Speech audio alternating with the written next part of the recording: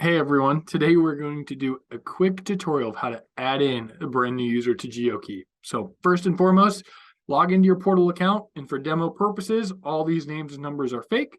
But go ahead, log into your portal account.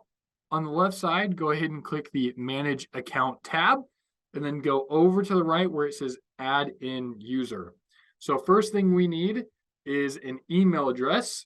So go ahead and type in their email address. Click away from it, and that's going to auto-populate other tabs we need. So email address, first name, we can do first, last name we need as well. Scroll down to country, add in their phone number, scroll down to the Geokey account rule, go ahead and then select add user. Once you click that, it's going to send them a text message and an email. Those are good for 72 hours. Tell them to go ahead and follow the prompts, and they'll be a new Geokey user. Thanks, everyone.